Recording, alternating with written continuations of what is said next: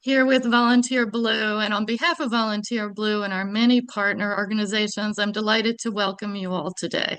We're really glad that you could join us for what will be a great panel that I'm sure will inspire us all to action. And I'm very pleased and honored to introduce to you Meg Ansara, who will be moderating our panel today. Meg Ansara is currently the Chief of Public Engagement for the Massachusetts Attorney General. During the Biden-Harris administration, she served as the Chief of Program Operations and Director of the VISTA program for AmeriCorps, the federal agency focused on national service and volunteering. In 2020, Meg co-founded Organizing Corps, a national model that recruited and trained over 1,000 young people to become field organizers for the Democratic Party. Meg has worked on many local, state, and national campaigns, including as a national regional director for the 2012 Obama reelection campaign and as the Battleground States Director for the 2016 Hillary for America presidential campaign. Please join me in welcoming Meg Ansara. Thank you so much, Kristen. And hello, everyone. It's been so great to see everyone in the chat, and I'm just thrilled to be here with you from my attic in Massachusetts. What's most important is I'm so excited to get to this really all-star panel and two of my both kind of favorite people and heroes that I have had the distinct pleasure of working with in the past. I'm going to have a chance to introduce both of them. They'll open with some opening remarks, and then we'll have a chance to answer your questions. But you are in for a treat with two of just the smartest and most strategic thinkers in the country right now when it comes to so many of these issues that you and I care about. So first, I'm going to start with Marc Elias. Marc is the firm chair of the Elias Law Group and the founder of Democracy Docket, the leading platform for progressive advocacy and information about voting rights, elections, redistricting, and democracy, all of that and more. When Trump contested the outcome of the 2020 election, Marc met every futile challenge at the courthouse, notching over 60 legal victories against the former president and his allies during the post-election period alone. Marc is a nationally recognized authority and expert in campaign finance, voting rights, redistricting law, and litigation. I have had the firsthand privilege of working directly with Marc, and there are just few who are as smart, strategic, truly fearless, and also have an impeccable moral compass as Marc Elias. So, Marc, I'm going to have you start us off here.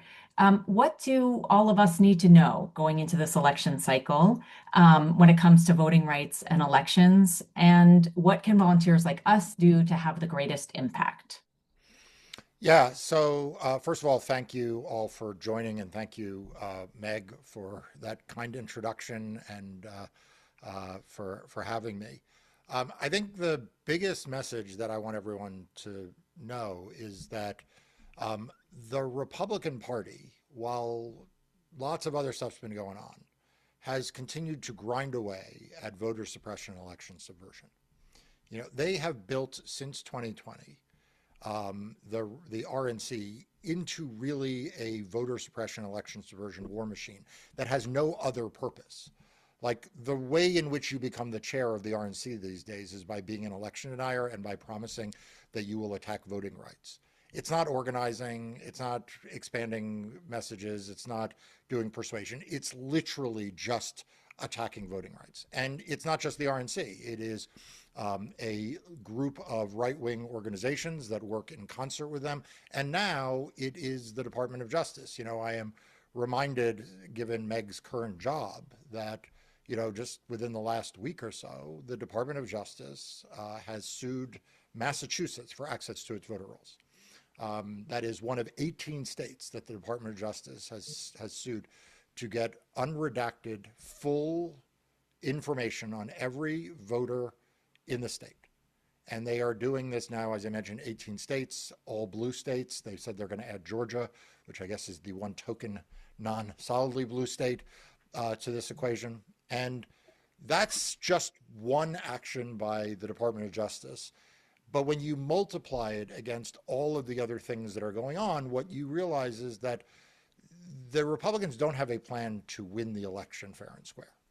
Their plan to win is to make it harder for you to vote and easier for them to cheat. And the easier to cheat part takes the form of extreme gerrymandering, which John will talk about, and which I'm proud to work with John closely on litigation. It takes the form of mass voter challenges, which include, hundreds of thousands of voters who have done nothing wrong, but who have their eligibility to vote challenged So, because Mark, I'm sorry. This is the tech host. Can you get a little closer to your mic? There's a few people who are having a hard time Oh, really? hearing you. Rarely do people have a hard time hearing me I'm because sorry. I'm usually quite loud, but I will try to. Oh, that's excellent. Thank you. Okay, so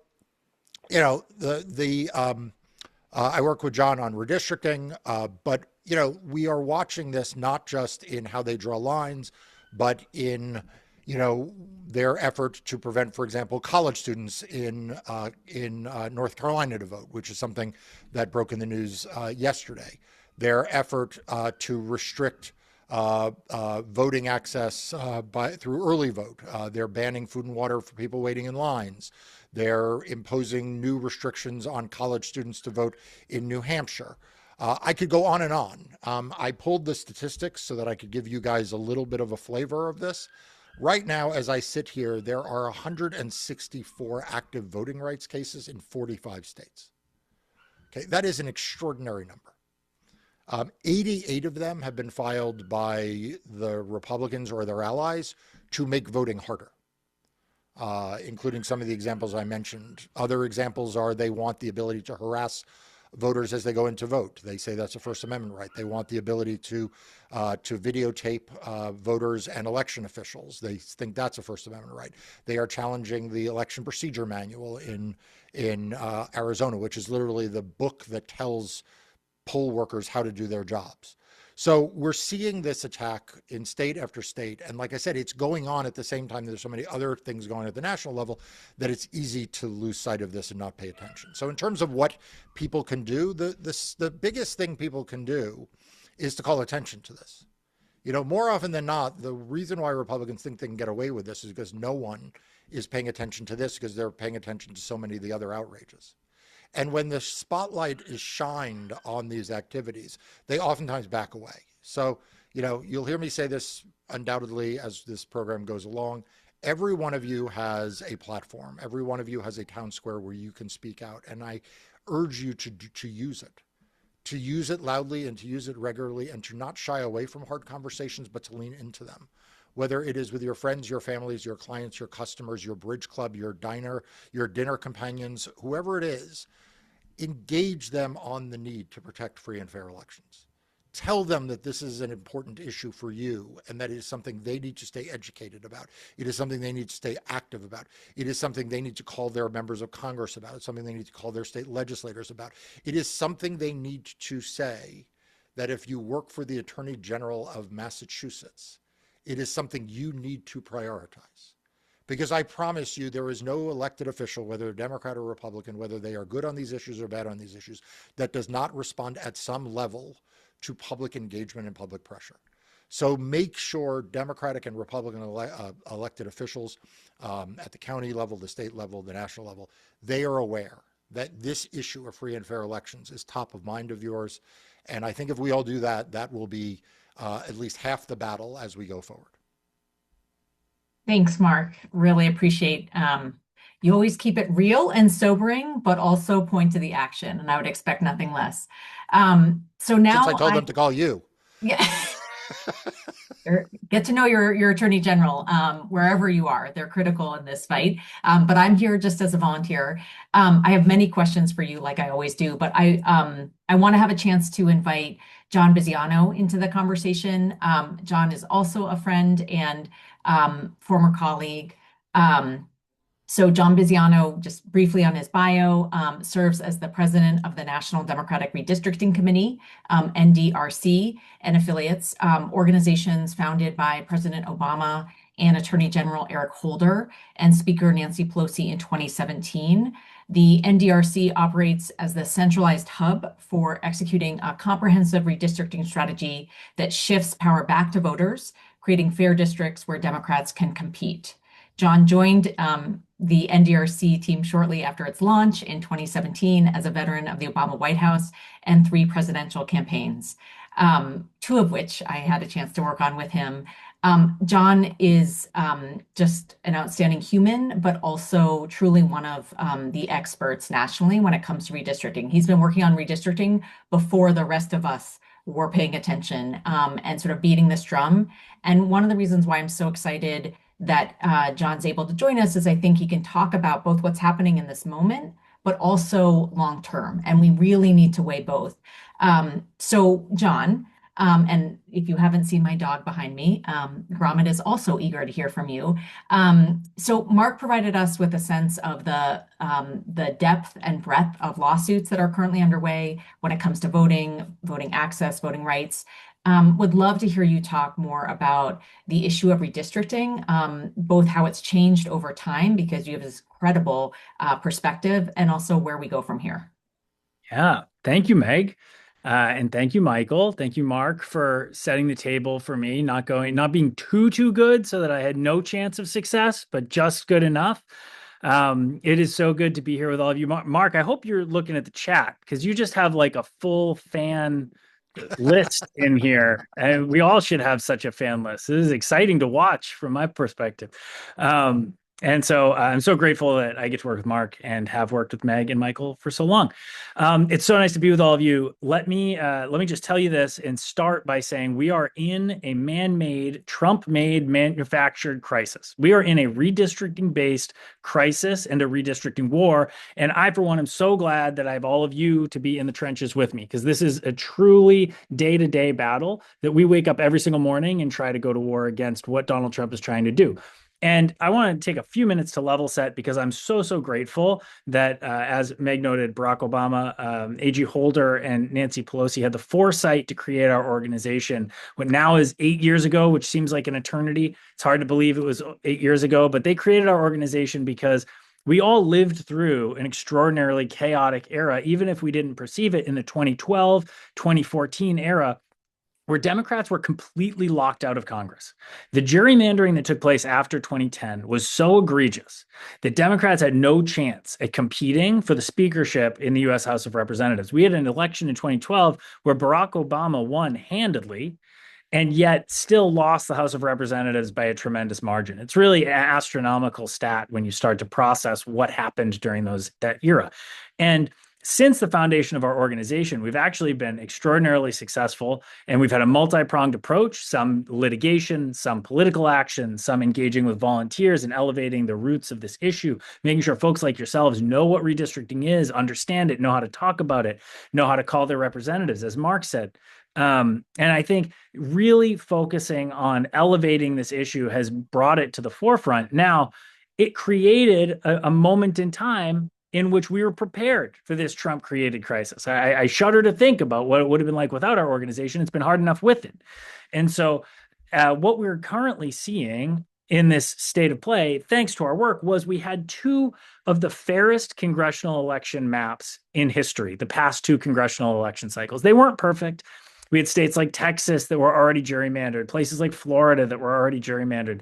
But on the whole, it only produced about a 2-seat Republican gain, right? Whereas back in 2010, we're talking about like 20 seats that Democrats needed to overperform in order to win the House, which is crazy. And Trump is threatening to take us back there. And that's what happened. When Donald Trump picked up the phone just a few months ago, it feels like 9 years ago, a few months ago, and called Greg Abbott to say, Governor Abbott in Texas, I want you to gerrymander your maps as much as possible because I know I can't win this cycle fairly. Right. And we all have to appreciate that. Many people ask me, why hasn't this happened before? Why hasn't a president cared? The reality is no one has truly been able to look themselves in the mirror as a president and say, I cannot win fairly. And Donald Trump can do that. He has no qualms about it. He feels comfortable for whatever reason stepping into the foray in the public space and saying, I couldn't win. Our ideas can't win. The things we're putting forward can't win. Nothing about what I'm producing as a president is going to be successful in the midterms. So I need you, Greg Abbott in Texas, to cheat as much as possible. And he said they drew a map that was going to gain Republicans 5 seats. I question whether or not 5 is a viable number, but either way, he does believe that they took 5 seats out of Texas. And what we saw after that is truly remarkable. We saw Governor Newsom and folks in California pick up the pen and say, we as a population, and we're going to let the citizens vote on it, are going to redraw our maps to respond to Texas. And they did. We saw an election in California that had 8+ million people show up with only redistricting ballot question on the ballot. And many of you were probably those people. So I appreciate that. Thank you for that. And an election that these folks didn't even know was going to happen just a short bit ago, right? That's remarkable. And I think that shows how much redistricting has become paramount and impactful, and people understand it. People know that he's trying to cheat them out of their voice, and that's exactly what he's doing. So since then, we've seen them take action and draw a new map in Missouri, which drew Kansas City into basically a half a pizza, cutting up Kansas City. Just to give folks general perspective, for the first time in history, right? Missouri is going to send 0 people to the U.S. Congress that will fully be representing Kansas City. There's not going to be a human in Washington that truly has the representation of Kansas City as a city, the most populous city in Missouri, the economic driver of Missouri. I'll let those of you from St. Louis argue about which of the two is the larger economic driver, but for the most part, we're talking about the largest population for sure, and they cut it up into a pizza, and they're going to try and dilute that vote catastrophically. So we've continued to see Republicans take action. Democrats have been taking action as best they can in many states across the country. We're currently seeing a lot of action focused on Virginia, where we have a moment in time in Virginia right now where a lot of steps need to happen, but we're likely to see a special election sometime in the spring, similar to California, focused on giving the voters the ability to respond to what Trump's doing elsewhere. And one more major note is that the next big one for everybody's radar, because there have been a lot of states that are like 1 seat, and sometimes not everybody focuses on it. But the next huge one to keep in mind is Florida. Governor DeSantis, seems to feel super sad and left out because Governor Abbott is getting all this publicity and credit about this. So sad DeSantis is doing his thing where he's telling everybody he needs to gerrymander. So Florida is likely going to try and pick up the pen and draw a new map that will be extremely racially polarizing, and also try and draw out a bunch of Democrats very quickly. So with that, I know we want to get to questions. I realize I've been on a strung out diatribe about trying to scream about gerrymandering for the past 8 years, and that has brought me here. So I just want to thank you all again, and thank you for taking the time to be here. Thank you for volunteering. Thank you for every hour you've given, every moment you've given, every call you've made, every door you've knocked. It makes such a big difference when we're trying to impact this astronomical hurdle that Trump's trying to put before us. So thank you, and I'll turn it back to Meg. Thank you so much, John and Mark, for those powerful words. And look, we could be talking about this forever, but really want to make sure that we have a chance to answer your questions. So I put this in the chat, but please, we've got plenty of time. And trust me, both John and Mark can take it. So let's make sure to get as many questions in as possible. Put them in the chat, and I'll do my best to answer. We also had some questions submitted in advance that we'll also tackle. Want to make sure that we're talking about the things that are most helpful to you. I also just want to put another plug in the chat. If you want to continue to follow these issues, it's a lot and things are changing really quickly. So Democracy Docket, which is Mark's publication, is just a must read. You also, in following Mark, get to I'm a fan. You get to hear great, important information and also lots of dog pictures. I'm always here for that. And then also be sure to follow John's organization, NDRC, and that link was in the chat as well. And we'll put those too, because look, what we're talking about today could change a lot tomorrow. And it's really important that we continue to follow and learn from both of them and their amazing teams. So first.com is a brand new website, Meg. We launched a new website. So fancy. I love it. That's why I'm excited. All right. So fancy new website and Democracy Docket. So that's number one in terms of homework coming out of this call. So first question, I want to go to you, Mark. You said in your comment that everyone has a platform and the critical role that public engagement, never discount the critical role that public engagement uh, plays and will continue to play, which warms my organizer heart. So thank you for that. Where do we focus that energy? Right now we've got over 650 volunteers who are, want to do everything we can. So who should we contact? Who should we follow? How do we continue to learn? What's the top, 3 to 5 things you think every grassroots volunteer should be doing in this moment in time and going into the midterms? Yeah. So first of all, the easiest thing I'm going to start with, the thing that everyone can do, is they can contact their state legislators, right? I mean, fundamentally, elections are run at the state level, they're not run at the federal level. And there is something that every state can do to improve their voting, including Massachusetts. In fact, I published a piece on Democracy Docket about 7 laws that every blue state should adopt today. None of them cost taxpayers any money or any real money, and they'd all improve voter access and prevent disenfranchisement. So there is something for every state legislature, whether it's a blue state or red state or something in between, to do. Number 2, if you have the time, get trained as a poll worker, because there's a poll worker shortage in this country. And in a lot of places like Massachusetts, where they administer, or New Hampshire, where they administer elections at the hyper local level, and I mean at the hyper local level, they need more poll workers, but they need them everywhere. Like even in vote by mail states, they need more poll workers. If you can't afford the time to become an officially trained poll worker, contact your state or local Democratic Party organization, because they need poll observers, or they need volunteers to be involved in this. And they also, by the way, need volunteers to do voter contact.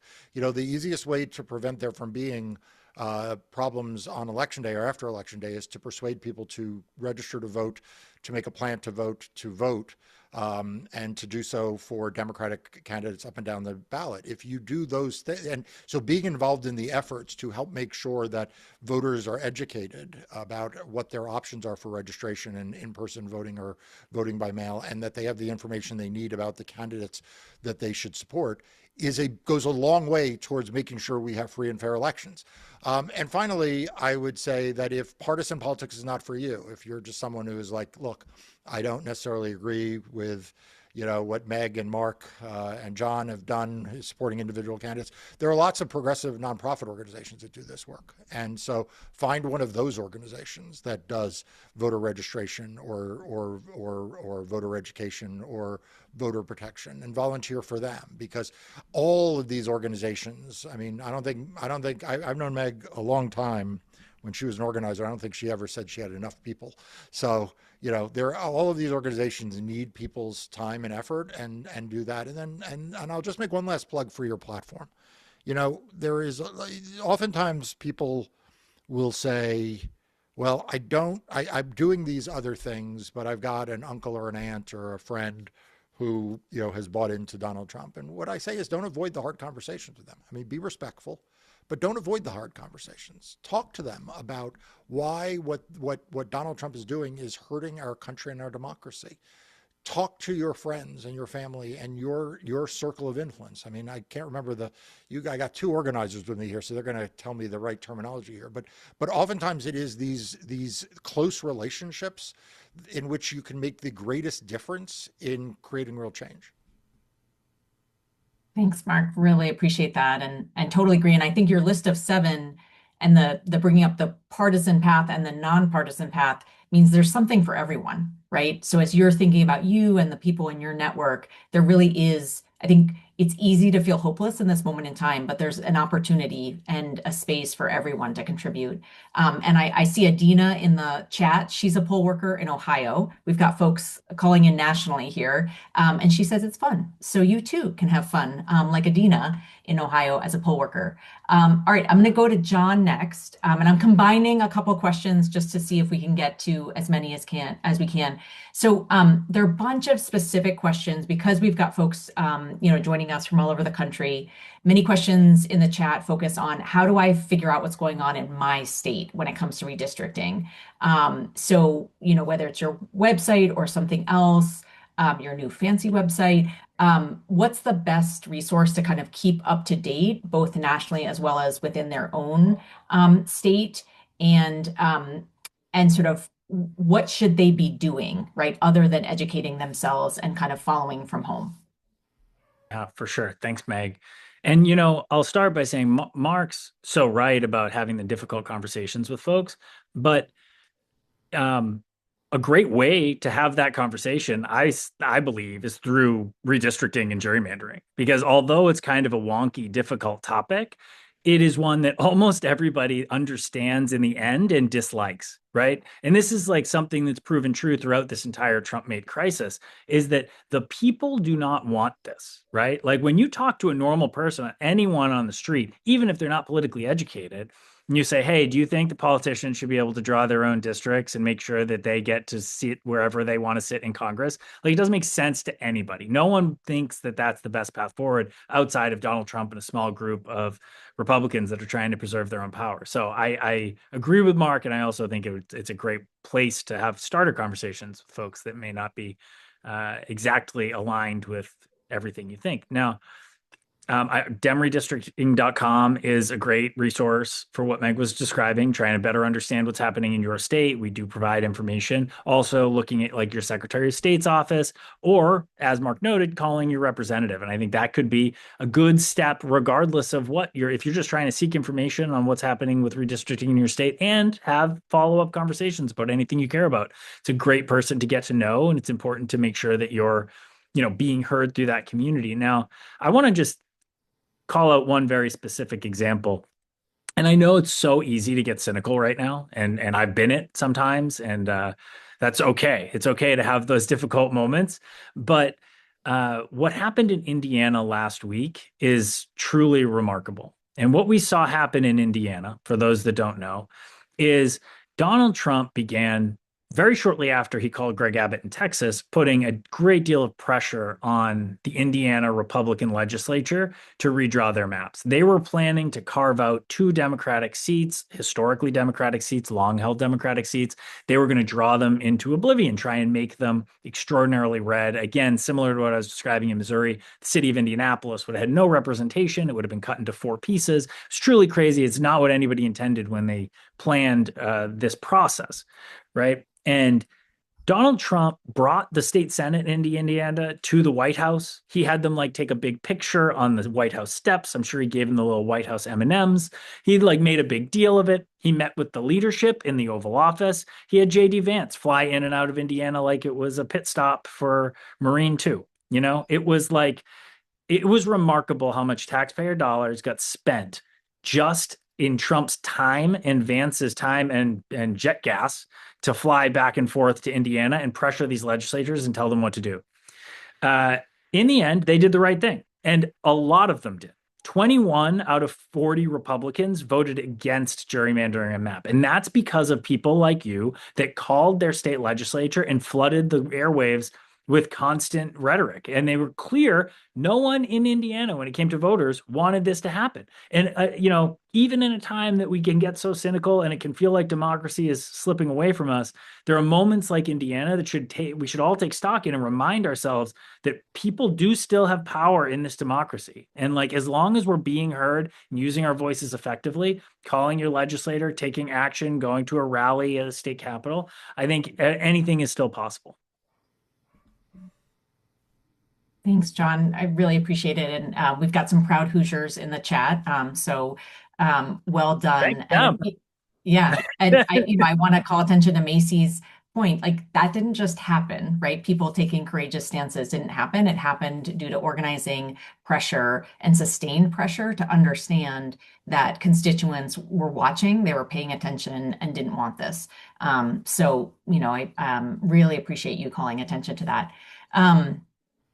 So definitely go to that website, talk to your legislators. I think, again, some really good homework for folks. Marc, I want to come back to you on two questions.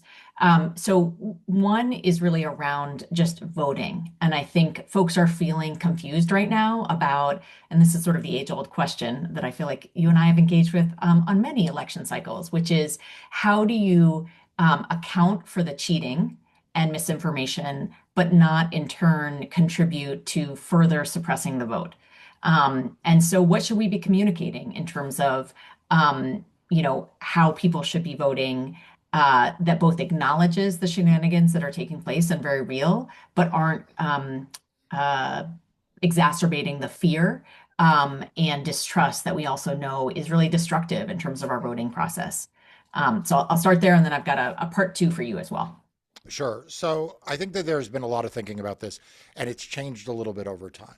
I think that there is always this balance between, if you talk about voter suppression, are you creating a sense, well, there's no point in voting if my vote is going to be suppressed, or if it's all rigged, why show up? And on the other hand, educating people what's going on. I think that over time, there is a better sense now that because the other side is talking so much about this, there is a greater need to address the issues. Now, how you address the issues is still important, but I don't think ignoring it is really an option anymore because Trump himself is talking about it so often. I think that the way that I think about it is the following. The first is that Donald Trump wants you to believe that everything is futile. He wants you to think it's all rigged. He wants you to think, by the way, the Supreme Court is rigged. And every time I hear people say, well, the Supreme Court, will never rule in favor of us, I think you're actually doing the work that Donald Trump wants you to do. The fact is, we have won cases in the Supreme Court. John and I have won cases together in the Supreme Court. And that is also true about voting and the voter suppression laws and the laws and the counting and certification of elections. He wants you to think that there's no point in voting because it's all going to be rigged on the backside. So don't give him that.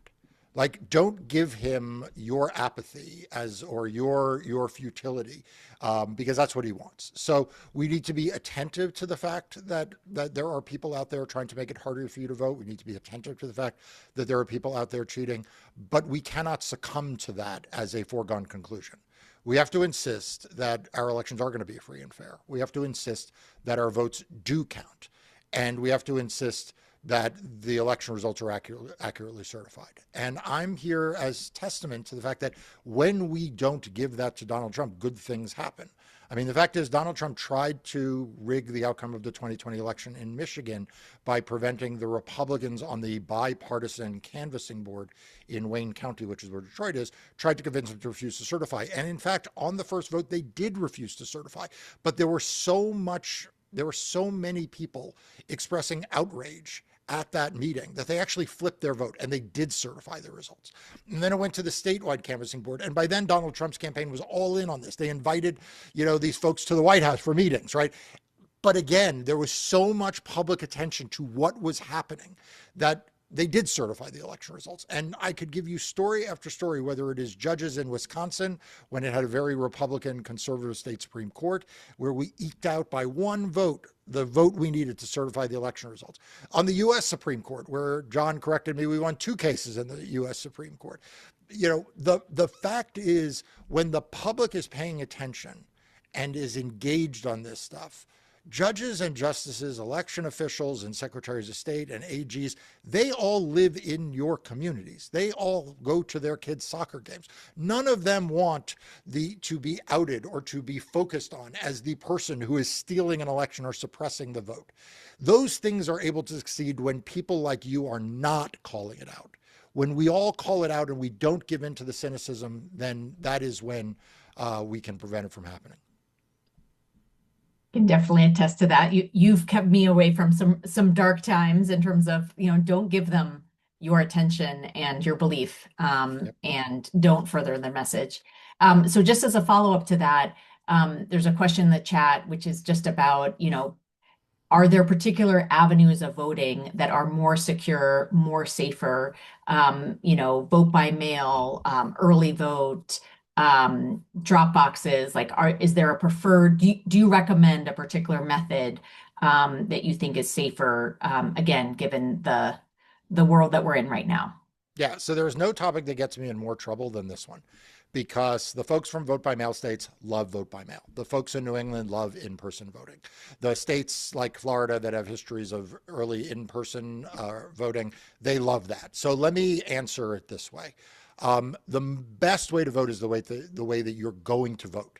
Okay, so before we get to the marginal benefits of one to the other, the biggest challenge we have is not enough people vote, not enough people register, and not enough people vote. So if you are a person who prefers to vote by mail, vote by mail. If you are a person who finds that there is community and spirit in voting on election day, by all means vote on election day. I know the organizers don't like election day because they like to bank votes, but I'm here to say if you are a person, I am one of those people. I vote on election day. I grew up voting on election day with my parents in New York. And I found just in the Virginia election, I went, my wife thought I was crazy. She's like, I'm voting by mail. And I'm like, not me. I have a plan to vote and I'm going to show up early on election day. And that's just the way I am. Like I like the pageantry of going to the polls on election day. I feel like with Meg there, I have to defend this because it's like the organizer's least favorite method of voting. If you like to vote in person, but you don't want to be tied to election day, then vote early.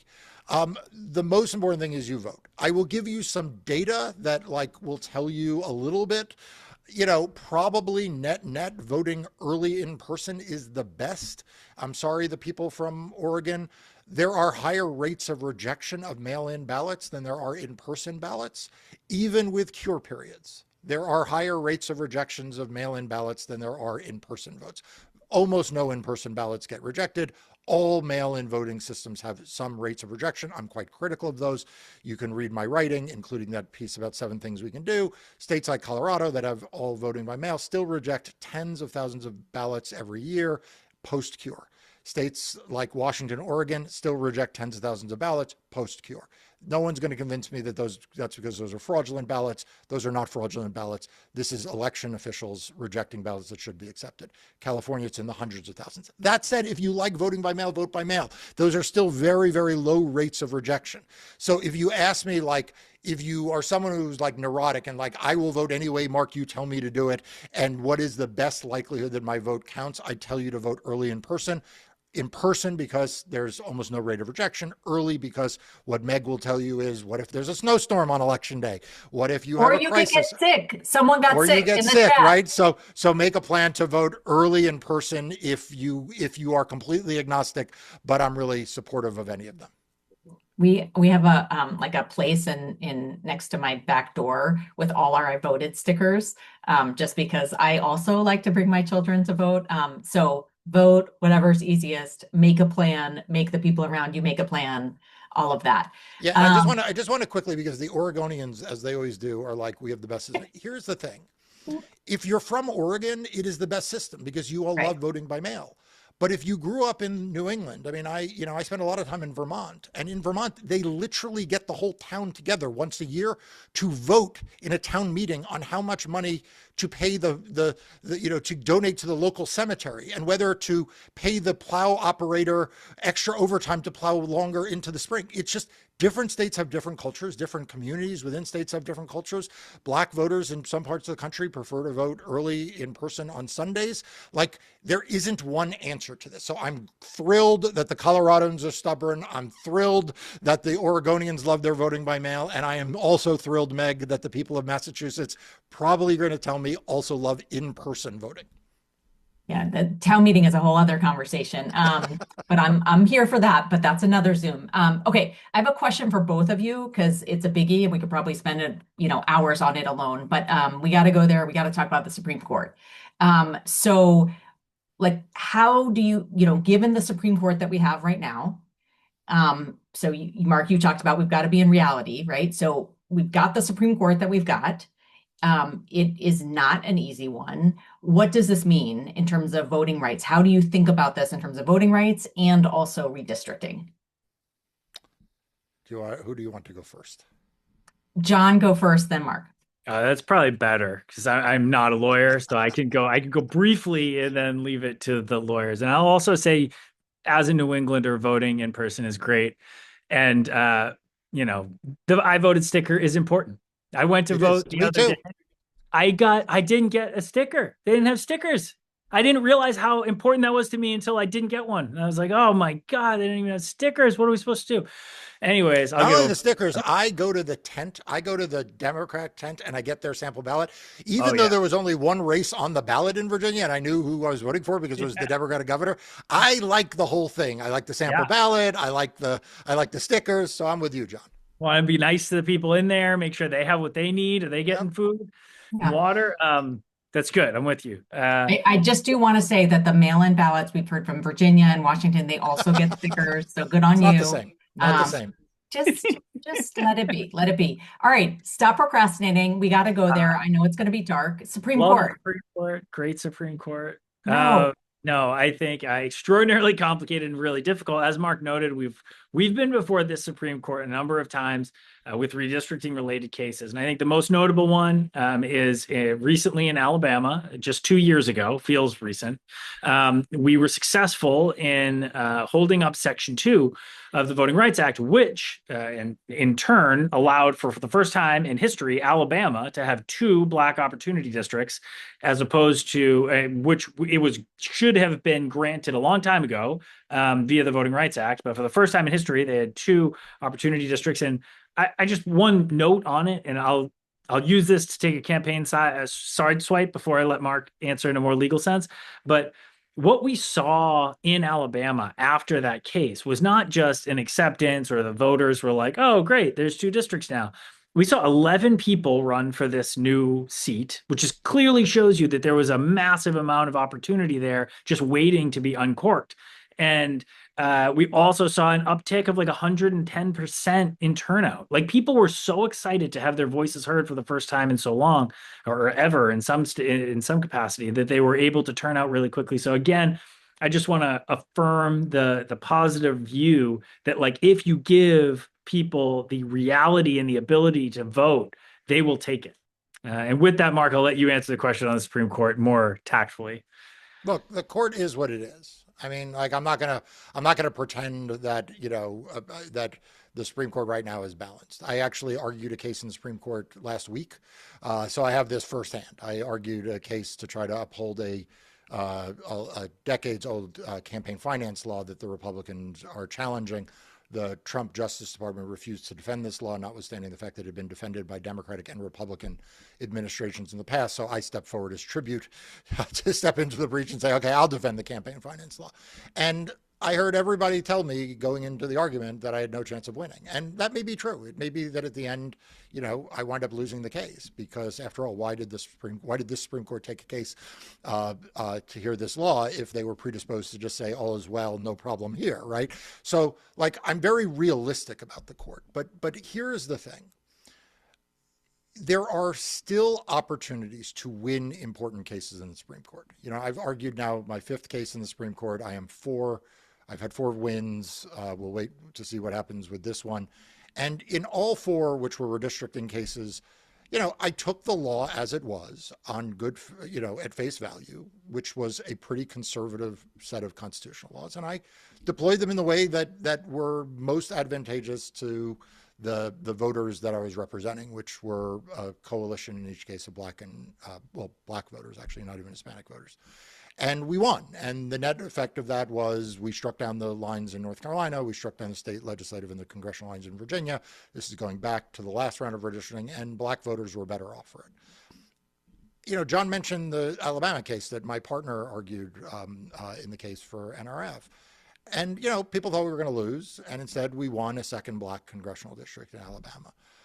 This doesn't mean that this story always ends happily. And I'm not here to predict that the Clay case is going to turn out well, or that the case I just argued in the Supreme Court is going to work out for the best, or I probably have another argument in a voting case out of Mississippi later this year next year that's going to work out best.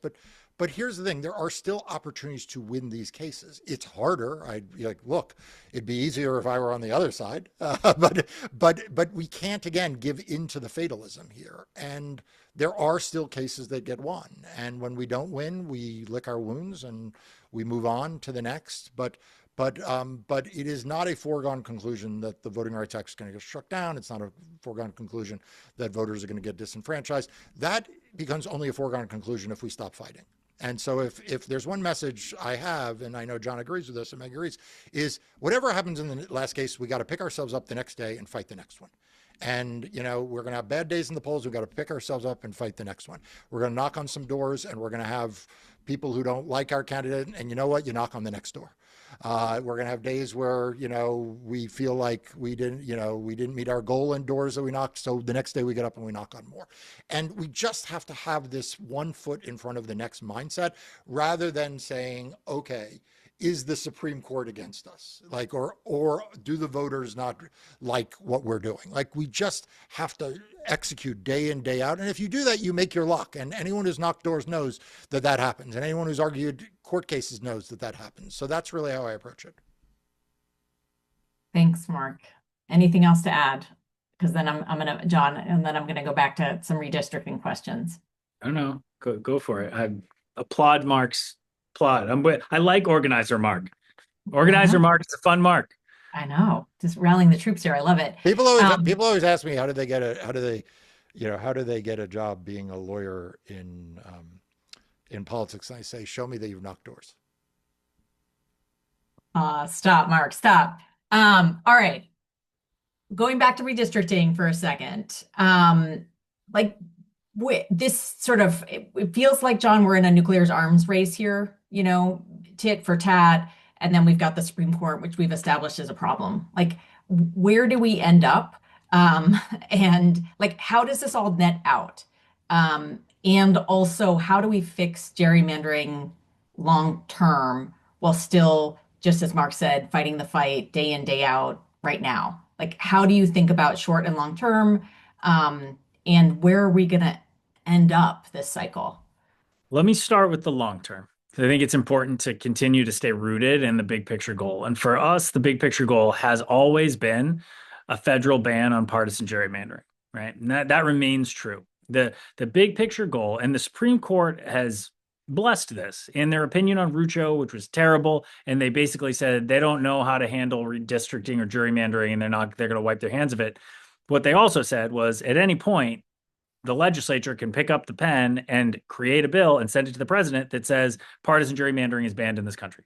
And so that's where we see the long-term goal, right? To have a partisan gerrymandering ban across the board, every state. Now, what we've seen since Donald Trump picked up the phone and called Greg Abbott is an extraordinary step in trying to reshape the electorate and reshape the entire balance of power state by state. And so the other thing that we can't let happen in the interim is allow Donald Trump to just skew the country to a place where only Republicans can win the House. So as I noted before, I think we were at a reasonable spot when it comes to fairness in congressional elections. Not a perfect spot, but a reasonable spot. And what Republicans are trying to do is take us way back to a place where Democrats can't even compete. And we're not going back there. And so we were able to take the actions that we've taken. We're going to continue to move forward, but I don't really see it as tit for tat. I know it's easy to look at it and see it as an arms race is somewhat realistic, but it's not really tit for tat. What's happening is Democrats are continually responding to outrageous actions that Donald Trump is taking.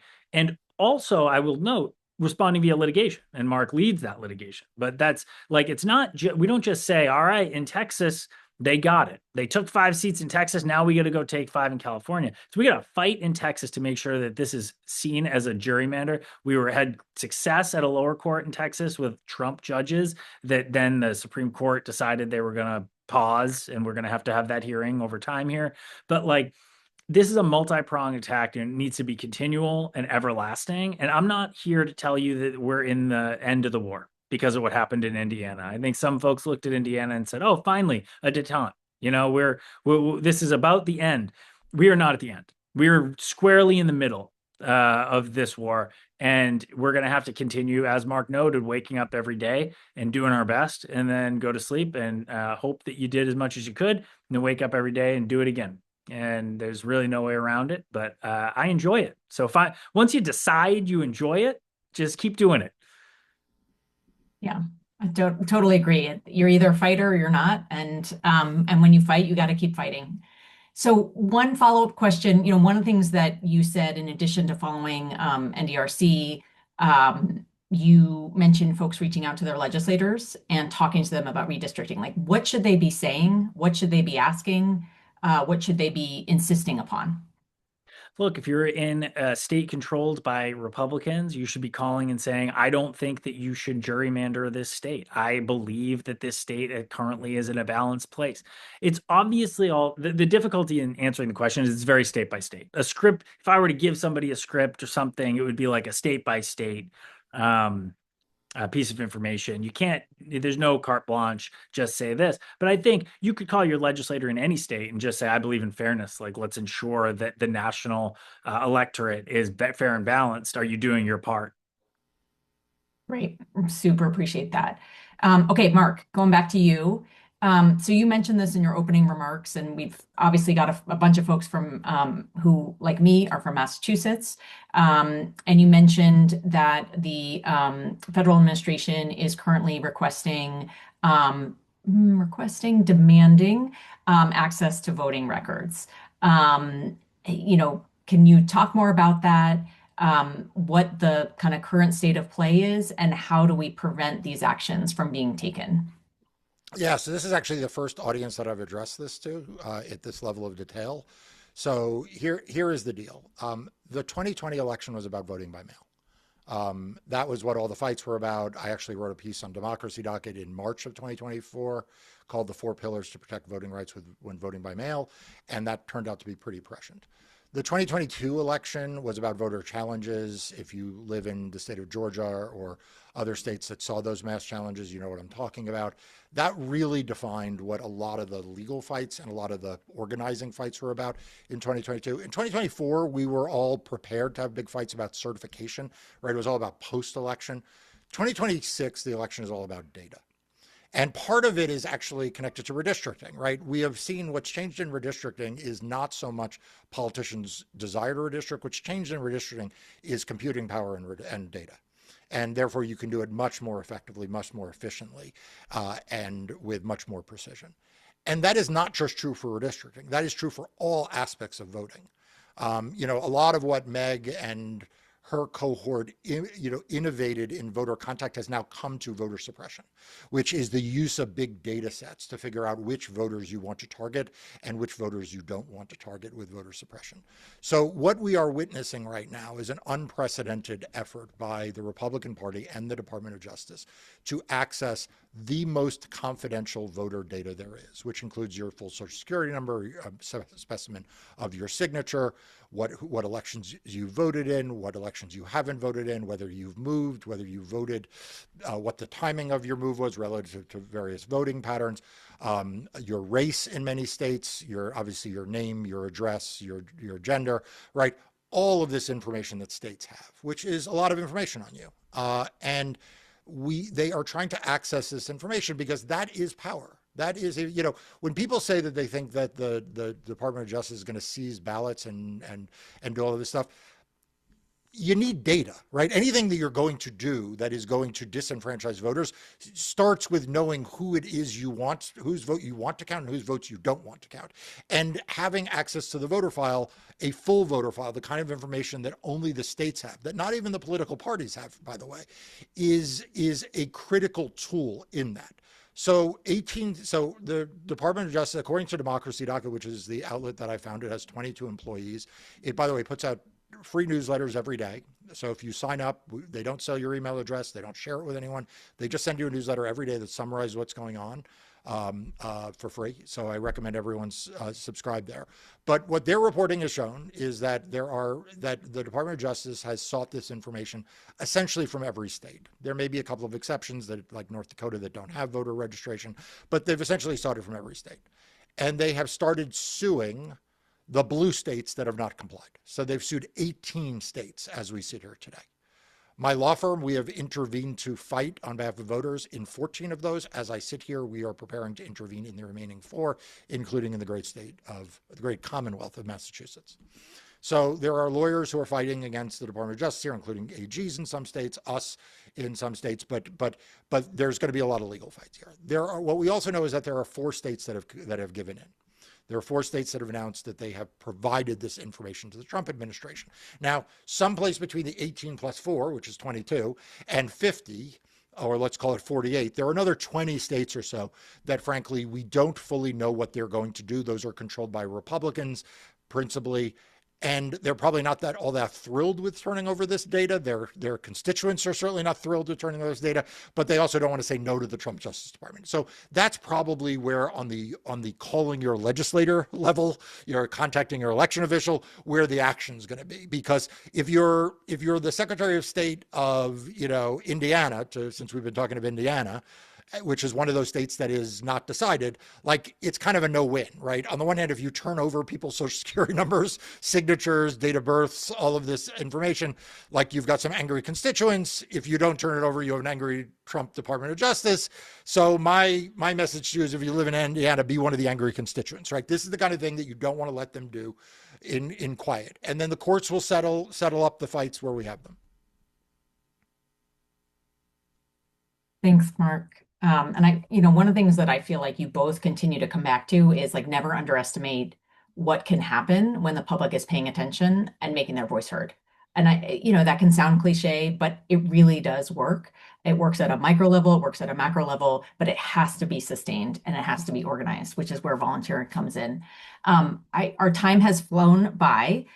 There's a lot of questions about specific states. We don't have time to get into it, but again, I want to reiterate, folks should subscribe to Democracy Docket. They should follow and support NDRC, John Bisognano's organization. Those are incredible sources of information. So you can continue to ask these questions, get connected to others who care about this. I want to tee up one last question for both of you. What is one thing that active volunteers and fighters, because I think if you're all here, you're a fighter too, what is one thing that you think that volunteers like us, the over 600 people who joined this call, care about? And we care about our democracy. We want to fight for it. What's one thing that we should know, but maybe don't? And I'll start with John first. Oh, really thought you were going to go Yeah, to Mark first. sorry. One thing about redistricting, I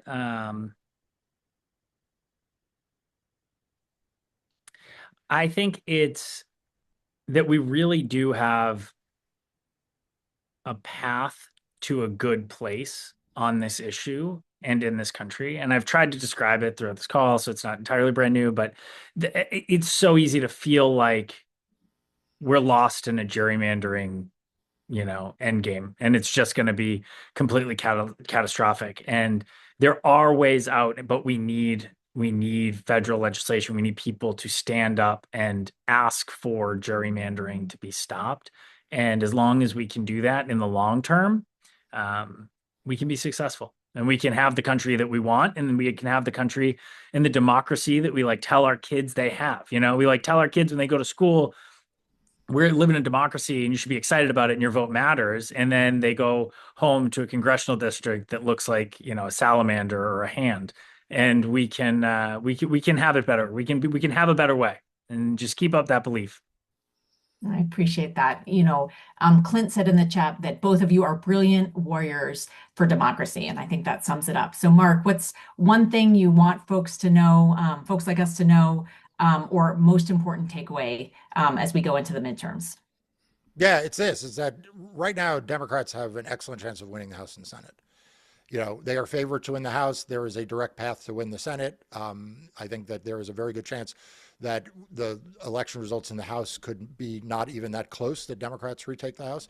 And in the Senate, I think you're going to see victories by Democrats in a number of states, including Maine, North Carolina, Ohio, Alaska, Iowa, and perhaps Texas, right? So there's a path for Democrats to win. And the thing that the Republicans are doing, the only thing that holds the Republican Party together, is election denialism.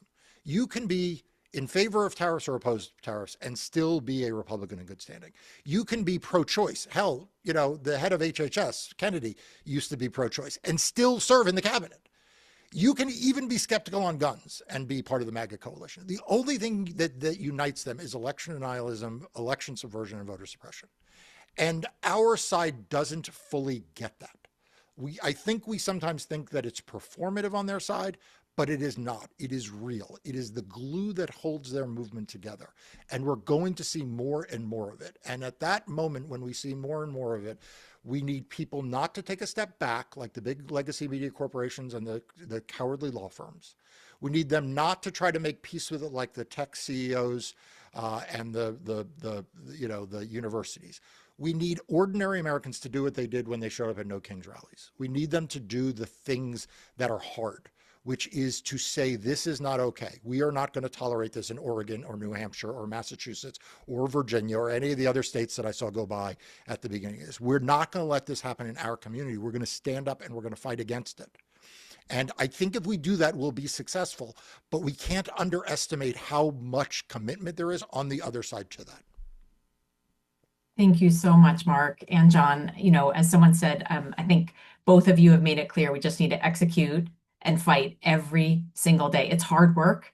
It is not easy, but we've got to keep it going. So thank you so much for helping us to be better warriors for democracy, just like the two of you. So appreciate everything that you're doing. And I'll turn it back to Kristen. Right. Well, thank you, Meg, for such a great job moderating this informative and energizing panel. And of course, thank you to our great speakers who were so inspiring. And for everyone, just remember, you can support and take action with our speakers. Just look in the chat for the links. And we've been asking lots of questions of the speakers. So now we have some questions for you. So we're going to have a poll that's going to pop up on the screen, and your answers will help shape our approach to 2026. So we'd greatly appreciate if you could take a minute and do the poll. Hopefully you see it now and can fill it out as I continue to wrap up. We do want to encourage you to take a look at the Volunteer Blue website, which has the actions from all our partners. You can take a look through that, and of course, the action document, which has effective steps you can take next. And if you're not sure what the best match is for you, you can always sign up for one of our coaching sessions where you really get one-on-one advice to your interests, your time, and your talents. And let's all remember to do some relational organizing over this holiday season. Ask your family and friends what they're going to be doing in 2026 to success in the midterms. If they aren't sure, you can tell them about this program, you can tell them about Volunteer Blue, and you can help them make a start. And finally, on behalf of Volunteer Blue and all of our partners, we really appreciate that you joined us here today. We appreciate your dedicated activism, and we look forward to working with you to win in the midterms in 2026. Thank you.